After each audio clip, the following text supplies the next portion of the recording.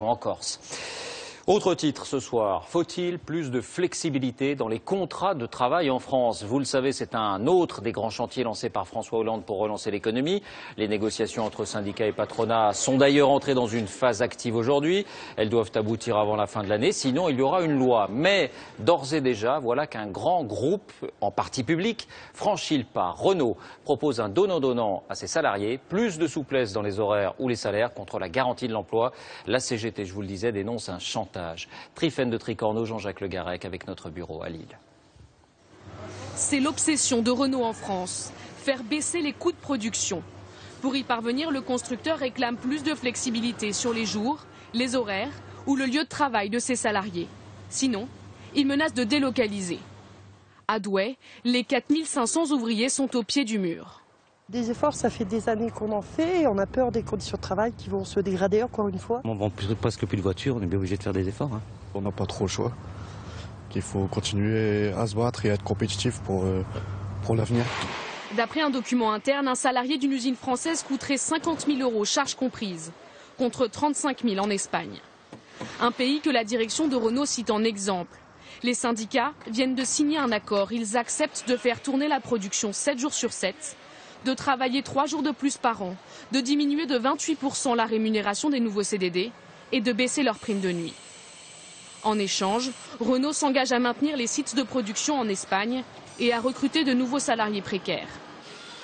Côté français, les syndicalistes critiquent la méthode.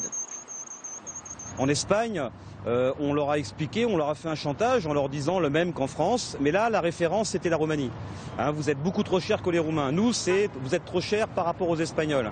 Et puis la phase d'après, ça sera vous êtes tous trop chers par rapport aux Marocains. Et les Marocains seront sans doute à un moment donné trop chers par rapport aux Chinois. Le 29 novembre, prochain jour de négociation, la CGT appellera à la grève.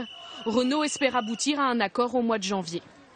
Bonsoir Franck Genozo, vous êtes justement en direct de Valladolid en Espagne, siège de cette usine Renault. Comment est accueilli cet accord signé avant-hier ?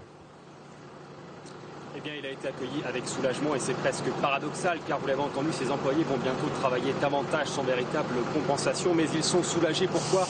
Parce qu'ils vont garder leur emploi et dans un pays où le taux de chômage est de 25%, ça n'est évidemment pas anecdotique, d'autant que d'autres grands groupes automobiles comme Ford vont bientôt s'installer en Espagne pour profiter de cette flexibilité. Alors cette flexibilité, nous ont dit les employés de l'usine cet après-midi, c'est peut-être finalement la solution pour relancer l'économie espagnole.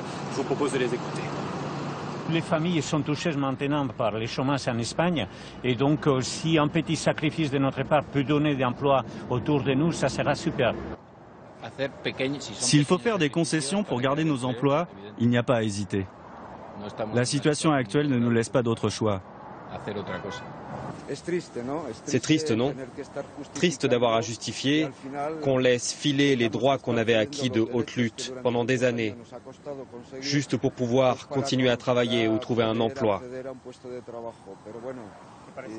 C'est la seule option, c'est la seule et c'est un moindre mal. Merci Franck Genozo, vous étiez en direct à Valladolid. Alors il faut savoir que d'autres pays ont adopté et généralisé cet accord, parmi eux les pays nordiques ou encore l'Allemagne. Quel est le bilan? Bonsoir Jean-Paul Chapelle. Bonsoir. Ces accords sont-ils efficaces? La réponse est oui. En tout cas, ça a marché pour l'Allemagne. Regardez ce qui s'est passé au plus fort de la crise en 2008-2009. Récession en France, l'activité chute de 3,8%. Résultat, 500 000 emplois détruits, le taux de chômage explose, il passe de 7 à 9%. Dans le même temps, en Allemagne, la récession est bien pire, moins 6%. Et là, combien d'emplois détruits? Quasiment aucun. Le chômage est resté stable. La principale explication, ce sont ces fameux accords de flexibilité. Des accords d'entreprise entre patronat et syndicats pour une réduction du temps de travail. Par exemple, on passe de 39 à 31 heures. Attention, avec réduction de salaire, en proportion, moins 20%.